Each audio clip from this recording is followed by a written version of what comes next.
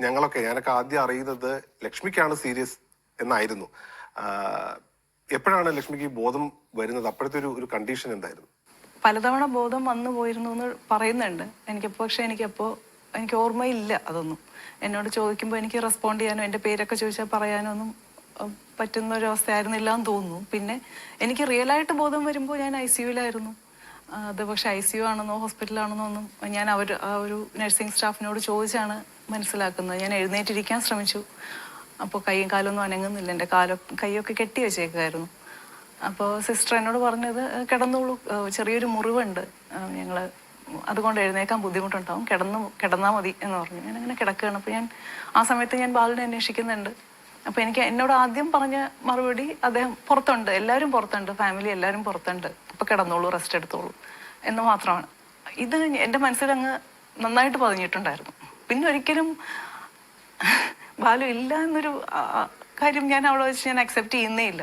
അപ്പോൾ അവർ പുറത്തുണ്ട് എന്ന് പറഞ്ഞു, ശരിയാണ്. പിന്നെ ബ്രെയിൻ ഇഞ്ചുറി ആയിരുന്നല്ലോ, അപ്പോൾ അതിൻ്റെ ഒരു ഇതുകൊണ്ടായിരിക്കും ഞാൻ ബാലിനെ കാണുന്നു, സംസാരിക്കുന്നു, അങ്ങനെ ഒരു വേൾഡ് നടക്കുന്നുണ്ട് പാരലായിട്ട്. അങ്ങനെ തോന്നുന്നുണ്ട്. ഉണ്ട്. ഞാൻ സംസാരിക്കുന്നുണ്ട് ബാലുവിനോട്, ബാലു എന്നോട് തിരിച്ച് സംസാരിക്കുന്നുണ്ട്. അത് മാസങ്ങളോളം നീണ്ടുപോയി ഇങ്ങനെ ഒരു അവസ്ഥ. ഞാൻ തന്നെ എൻ്റെ ഒരു മാനസികാവസ്ഥയെക്കുറിച്ച് പേടിക്കാൻ തുടങ്ങിയ ഒരവസ്ഥയാണ്. കാരണം രണ്ട് രീതിയിലാണ്. ഞാൻ കണ്ണു തുറക്കുമ്പോൾ വളരെയധികം വേദനകളും തല മുതൽ കാല് വരെയും വേദനിക്കുന്ന കിടക്കുന്ന ബെഡ് റിഡൺ ആയിട്ടുള്ള ഒരവസ്ഥ, ആൾക്കാരൊക്കെ അനുശോചനം അറിയിക്കുന്നവരും ദുഃഖിതരുമാണ്. അങ്ങനെ ഒരു അവസ്ഥ. അത് കഴിഞ്ഞ് ഞാൻ എപ്പോഴും മയങ്ങുന്നു. പിന്നെ ഞാൻ കാണുന്നത് ഞങ്ങളുടെ നോർമൽ ലൈഫാണ്.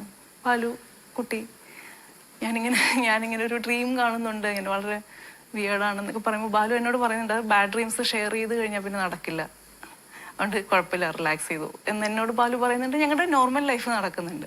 വീണ്ടും ഞാൻ എപ്പോഴോ കണ്ണു തുറക്കുന്നു, വീണ്ടും വേദന, റിയാലിറ്റി. ഇതിലേതാണ് റിയൽ ലൈഫ്, ഏതാണ് ഞാൻ സ്വപ്നം കാണുകയാണോ, എന്താണ് സംഭവിക്കുന്നത്, ഹാലൂസിനേറ്റ് ചെയ്യണോ? വളരെ വിയേർഡായിട്ടുള്ളൊരു മാനസികാവസ്ഥയായിരുന്നു. കുറച്ച് മാസങ്ങളെടുത്തു എനിക്ക് റിയാലിറ്റി എന്താണെന്നൊക്കെ മനസ്സിലാക്കാൻ. അപ്പോഴേക്കും വിവാദങ്ങളും തുടങ്ങിയിട്ടുണ്ടായിരുന്നു. അതൊന്നും എന്നെ ബാധിക്കുന്നില്ലായിരുന്നു. കാരണം എന്നെ ബാധിക്കുന്ന എൻ്റെ പ്രൈമറി ഇഷ്യൂ എൻ്റെ ബാലു, എൻ്റെ മോള്. അതിലപ്പുറം മറ്റു കാര്യങ്ങളെ കുറിച്ചൊന്നും ഞാൻ ബോധർ ചെയ്യുന്നേ ഇല്ല. ഇതിൽ ഏറ്റവും ഈ കടുത്ത റിയാലിറ്റി എന്ന് പറയുന്ന ആ നഷ്ടം, അത് ലക്ഷ്മിയോട് എങ്ങനെയാണ് കമ്മ്യൂണിക്കേറ്റ് ചെയ്തത്? ശരിക്കും എനിക്കിപ്പോ തന്നെ ഓർമ്മയില്ല. ആരോ എന്നോട് പറഞ്ഞു, ഹോസ്പിറ്റലിൽ വെച്ച് തന്നെ എന്നോട് പറഞ്ഞു. ഞാനത് അത്രയ്ക്ക് അങ്ങനെ ഞാനത് അക്സെപ്റ്റ് ചെയ്തിട്ടില്ല അപ്പോഴൊന്നും. അത് ഞാൻ അക്സെപ്റ്റ് ചെയ്യുന്നില്ലാത്തതുകൊണ്ട് തന്നെ അവിടെ ഒരു സൈക്കോളജിസ്റ്റായ ഒരു ഡോക്ടർ എന്നോട് സംസാരിക്കാൻ വന്നു. അവരെന്നോട് എന്നെ പറഞ്ഞ് ബോധ്യപ്പെടുത്താൻ ശ്രമിക്കുമ്പോൾ ഞാൻ അവരോട് കടന്നു പോകണമെന്നൊക്കെ ആവശ്യപ്പെട്ടു. അവിടുത്തെ നഴ്സിംഗ് സ്റ്റാഫിനോട് ഞാൻ പറഞ്ഞു, ഇവർ വരികയാണെങ്കിൽ എന്നോട് സംസാരിപ്പിക്കരുത്, അവരിങ്ങനെയൊക്കെ പറഞ്ഞ് എന്നെ വിഷമിപ്പിക്കുകയാണ് എന്നൊക്കെ. ഞാൻ അക്സെപ്റ്റ് ചെയ്തിട്ടില്ല ആ സമയത്തൊന്നും. എത്ര കാലം വേണ്ടി വന്നു ഇപ്പോ സംസാരിക്കുന്നത് പോലെ ആ കാര്യങ്ങൾ ഓർത്തെടുക്കാനും ആ റിയാലിറ്റി മനസ്സിലാക്കാൻ? എനിക്കധികം സമയം കിട്ടിയില്ലല്ലോ. ആദ്യം മുതൽ തന്നെ എനിക്ക് മൊഴി കൊടുക്കൽ എന്ന ഇതിലേക്ക് ഇറങ്ങേണ്ടി വന്നു. ഓരോ കാര്യങ്ങളും ഓർത്തെടുത്ത് പറയേണ്ട ഒരു സിറ്റുവേഷൻ വന്നു. പക്ഷെ ഞാൻ ഒരിക്കൽ പോലും, കാരണം എനിക്ക് ഈ മൊഴി കൊടുക്കൽ അല്ലെങ്കിൽ നിയമപരമായ പ്രൊസീഡിങ്സിൽ എനിക്ക് കൊടുക്കാൻ പറ്റുന്ന കോൺട്രിബ്യൂഷൻ എന്ന് പറയുന്നത് എല്ലാം ഓർത്തെടുത്ത് പറയുക എന്നുള്ളതാണ്.